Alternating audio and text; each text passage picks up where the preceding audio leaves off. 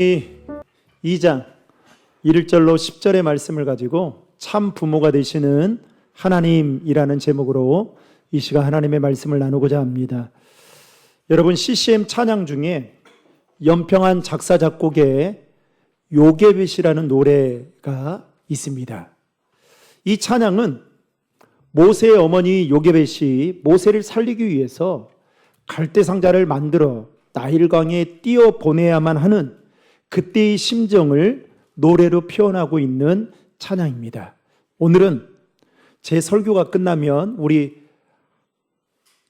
조수미보다, 제가 볼 때는 조수미보다 훨씬 잘하는 우리 석수빈 솔리스트님이 이 찬양을 부를 거예요.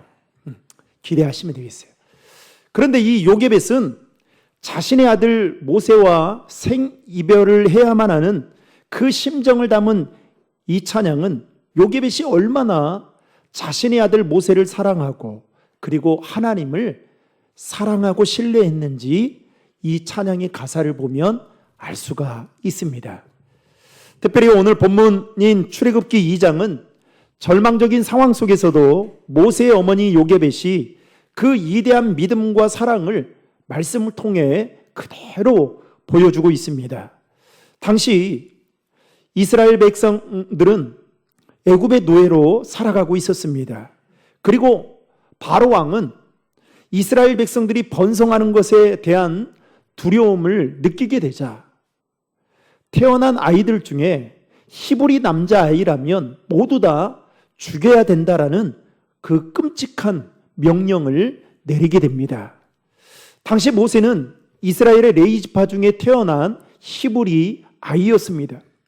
그런데 그가 태어난 기쁨도 잠시 죽음의 그림자가 이제 서서히 그의 가정 가운데 모세의 인생 가운데 몰려오기 시작했습니다.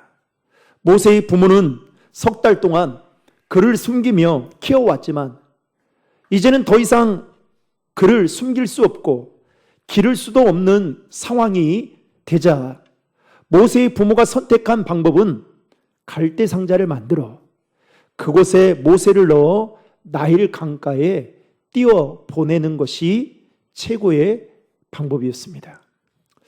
이렇게밖에 할 수 없었던 그 이유는 모세를 숨기며 키우는 것이 이제 발각이라도 되게 되면 모세는 물론 그의 가족 모두가 바로의 명을 거스른 죄로 목숨을 잃어버릴 수 있었기 때문이었습니다. 여러분, 인간적으로 생각하면 갈대 상자 안에 모세를 넣어 나일강에 띄어 보낸다는 것은 모세가 살 수 있는 가능성이 거의 제로에 불과했을 겁니다. 거센 바람과 그리고 거센 물결에 따라 이리저리 떠다니던 그 갈대 상자가 조금이라도 바람이 거세게 불게 되면 뒤집혀서 목숨을 잃게 될지도 모를 뿐만 아니라 악어나 큰 물고기에게 먹잇감이 되었을런지도 모릅니다.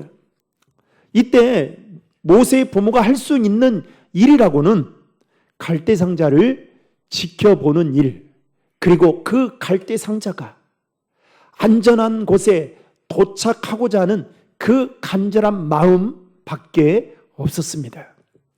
아마도 요게벳은 모세를 갈대 상자에 넣어 나일강에 띄어 보낸 그날부터 마음이 편치 않았을 것입니다. 아니, 그날 이후로부터 마음 편히 잠을 자지 못했을 것입니다.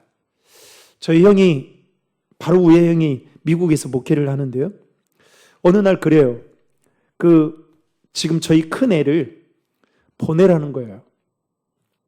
그래서 한 보름 넘게 미국에 있는 그 학교에 가서 경험도 하고, 그래서 모든 경비를 다 대줄 테니까 보내라고 하더라고요.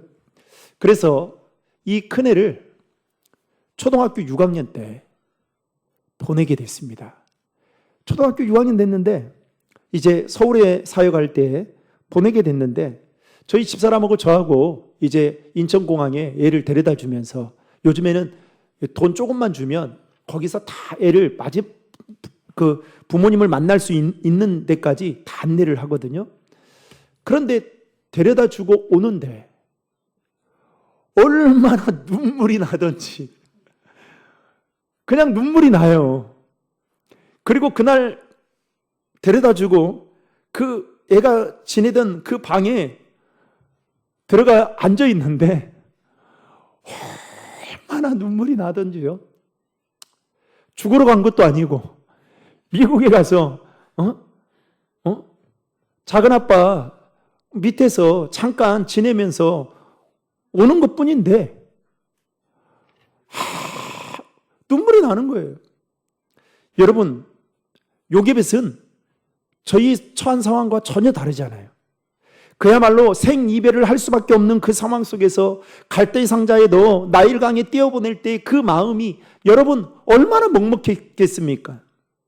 그런데 오늘 말씀해 보면 놀랍게도 그 갈대 상자는 나일강을 따라 흘러 내려가 이집트 바로 왕의 딸인 공주가 목욕하고 있는 그곳까지 도착하게 됩니다. 그리고 그곳에서 공주는 그 갈대 상자를 발견하게 됩니다. 여러분 5절의 말씀을 다 함께 읽겠습니다.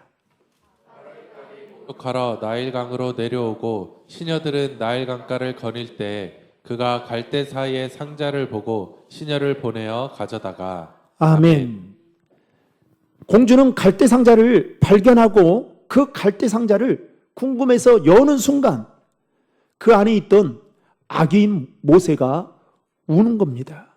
그리고 우는 모세를 보는 순간 공주는 직감적으로 이 아이는 히브리 남자 아이라는 것을 금세 알아차리게 됩니다.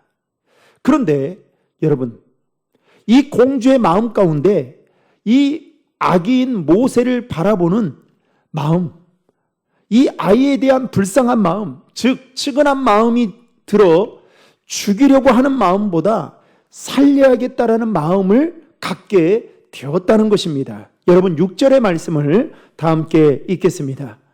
열고 그 아기를 보니 아기가 우는지라 그가 그를 불쌍히 여겨 이르되 이는 히브리 사람의 아기로다. 아멘. 아멘. 공주는 아버지가 내린 명령을 분명히 알았을 것입니다. 자신의 아버지인 바로 왕이 히브리인 중에 태어난 모든 남자아이들은 다 나일강에 던져 죽이라는 그 명령을 한 이유까지 잘 알고 있었을 것입니다. 따라서 그 명령을 어길 경우에도 어떠한 처벌이 있게 된다는 것까지도 공주는 잘 알고 있었을 것입니다. 그런데 공주는 갈대 상자 안에서 우는 모세를 보고 오늘 말씀 6절에 보면 뭐라고 여겼다고요? 불쌍히 여겼다라고 말하고 있습니다. 여러분, 모세를 보고 불쌍히 여겼다는 것은 곧 그런 마음을 갖게 하신 분이 누구이실까요? 하나님이시다라는 것을 성경은 우리에게 가르쳐주고 있는 것입니다. 다시 말해서 하나님께서 공주에게 불쌍히 여기는 마음을 주셔서 결국 공주는 모세를 발견하고 죽이지 않고 살려야겠다라는 마음을 갖게 되었습니다. 여러분, 가만히 한번 생각해 보십시오. 이게 얼마나 기가 막힌 하나님의 타이밍입니까? 갈대 상자를 만들어서 그 안에 모세를 넣어 나일 강가에 띄어보냈습니다. 거센 물결을 따라 이 갈대 상자가 흘러서 공주가 목욕하는 그것도 그 시간대에 그곳에 갈 줄 어느 누가 알았겠습니까? 게다가 공주가 그 시간에 목욕을 하는 것이나 갈대 상자를 발견할 것이라고는 누가 알았겠습니까? 그런데 여러분, 이것을 우연이라고 말할 수 있겠습니까? 저는 이것을 보면서 우리 인생도 결코 우연은 없구나라는 생각을 하게 됩니다. 여러분, 우리 인생 속에 일어나는 모든 일들이 우리의 눈으로 볼 때에는 우연히 일어나는 것처럼 여길 수 있겠지만 그것은 우연이 아니라 하나님의 섭리라는 사실을 여러분 믿으시기를 주님의 이름으로 축원합니다. 하나님은 그 모세를 살리기 위해서 기가 막힌 타이밍에 모세의 갈대 상자를 그 공주가 발견하도록 섭리하셨다라는 사실을 여러분 믿으시길 바랍니다. 헬라어 성경에 보면 하나님의 타이밍을 가리켜서 뭐라고 이야기하느냐? 카이로스라고 말합니다. 이 카이로스는 어떠한 뜻을 가지고 있느냐? 하나님의 때, 하나님의 역사가 일어나는 때, 즉 의미 있는 때를 가리켜서 카이로스라고 말을 합니다. 사랑하는 성도 여러분, 우리 인생 가운데에도 기가 막힌 하나님의 타이밍, 즉 카이로스와 같은 그 은혜가 있기를 주님의 이름으로 축원합니다. 결국 나일강에 버려진 그 모세는 바로 왕인 딸인 그 공주에게 발견되어 이제 그는 애굽 궁궐에서 지내게 됩니다.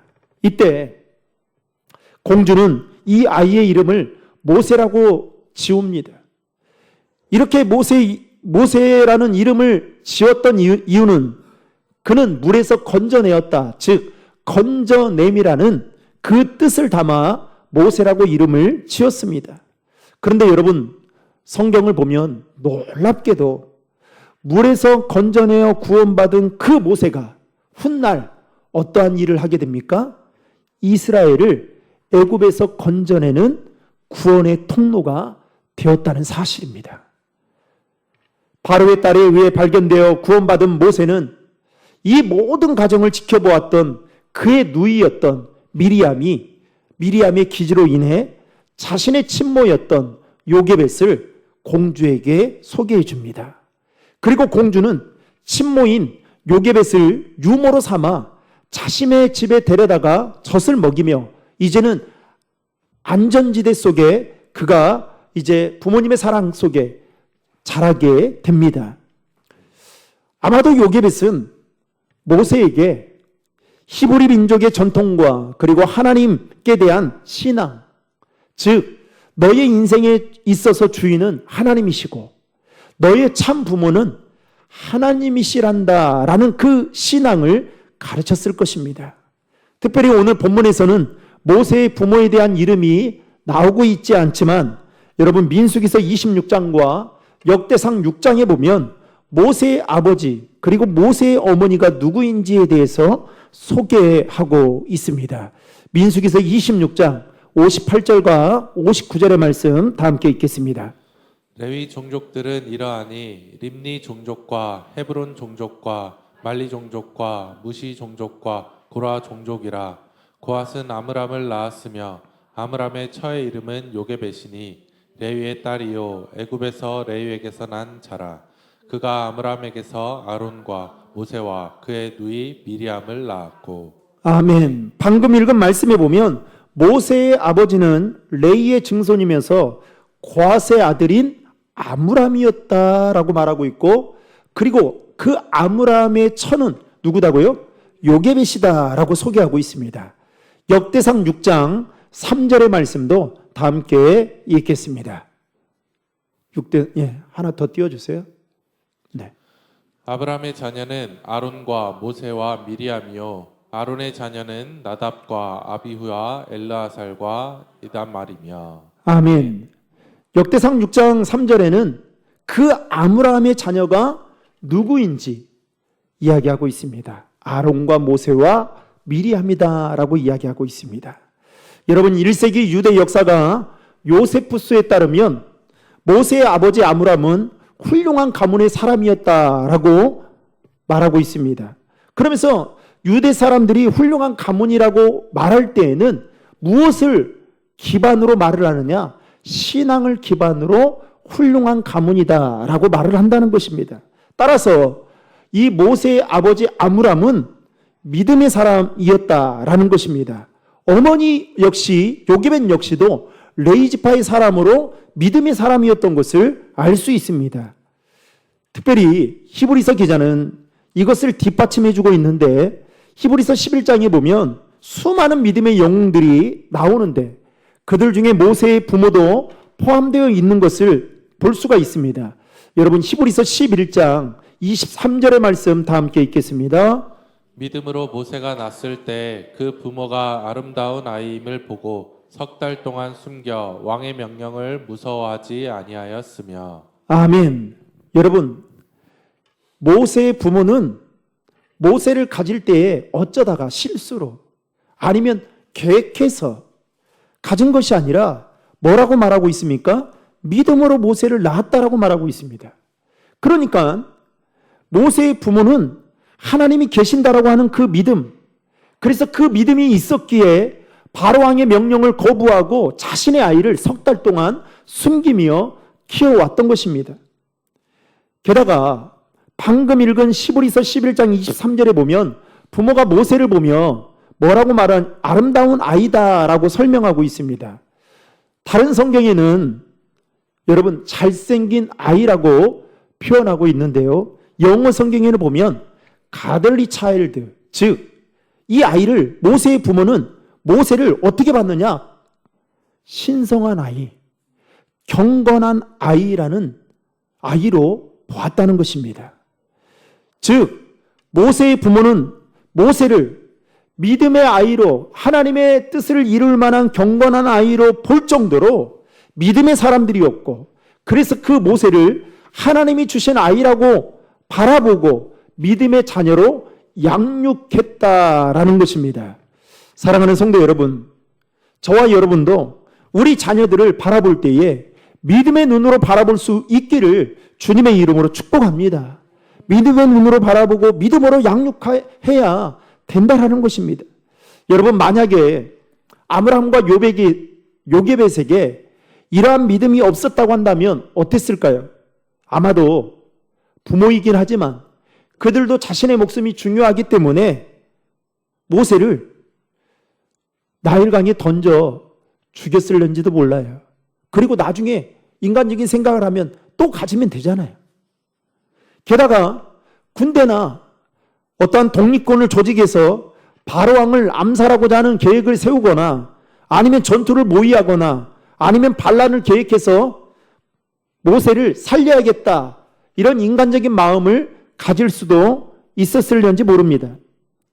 그런데 여러분, 요게벳은 하나님께서 그의 가족과 모세를 구원해 주실 것이다라는 확실한 믿음을 가지고 있었습니다. 특별히 모세는 자신의 성격이 형성되는 그 아주 중요한 기간인 유아기 때에 친어머니의 품에 안겨 젖을 먹으며, 그리고 히브리 전통과 여호와 하나님에 대한 신앙을 전수받게 됩니다. 그리고 그가 비록 나중에 애굽 궁전에서 애굽의 교육과 종교와 학문을 배우면서 그야말로 애굽인으로 살면서도 여러분, 하나님께 대한 신앙, 그리고 그의 동족을 사랑하는 마음이 여러분 잃어버리지 않았던 그 이유는 어디에 기반이 있었냐? 바로 부모의 신앙 교육 때문이었습니다. 더 나아가 훗날 모세가 이스라엘의 지도자가 될 수 있었던 것은 그가 똑똑하고 능력 있고 잘나서가 아니라 부모님의 따뜻한 사랑과 보살핌, 그리고 믿음으로 양육받았기 때문에 가능할 수 있었던 것입니다. 그만큼 부모님의 헌신과 사랑이 있었고 참 부모이신 하나님의 은혜가 모세의 삶 가운데 있었기 때문에 모세가 훌륭한 지도자가 될 수 있었던 것입니다. 저는 오늘 말씀을 묵상하고 준비하면서 모세의 어머니 요게벳의 마음이 지금 저와 여러분들의 부모님의 마음과 똑같지 않나라는 생각이 들었습니다. 아마도 요게벳은 핏덩어리 모세를 갈대 상자에 넣어서 나일강에 띄워보낼 때 과연 이 아이가 살 수는 있는지, 영원히 헤어지는 것은 아닌지, 고통스럽게 죽는 건 아닌지, 온갖 위험이 도사리는 나일강에 내 아이를 보내는 것이 부모로서 과연 잘한 일인지 생각하고 또 생각했을 것입니다. 여러분, 이 생각은 요게벳의 생각이 아니라 지금 저와 여러분들을 낳으시고 길러주신 부모님의 생각이기도 합니다.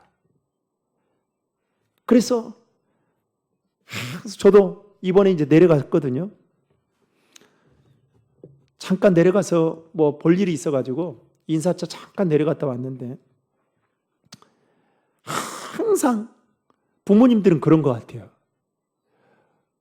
물어보는 이야기가 밥 먹었냐? 그러면 그래 밥 먹. 그래서 예, 먹었다고. 그러면 어떻게 해요? 금방 차려주고 또 조금 있으면 또 과일을 내주고 계속 내주잖아요. 그죠? 그리고 하고 고향에 갔다가 돌아오면 살이 쪄 있어요. 그런데 부모님의 사랑은 항상 그런 것 같습니다. 밥을 나이가 먹었어도, 자녀들이 나이가 먹었어도 항상 안전하게 잘 지내고 있는지, 길을 건너갈 때에 안전한지, 서울에 잘 도착했는지, 굶지는 않는지, 항상. 여러분, 요기벳의 어머니가 바로 저와 여러분들의 어머니예요. 그 우리를 낳아주신, 길러주신 어머니의 마음입니다.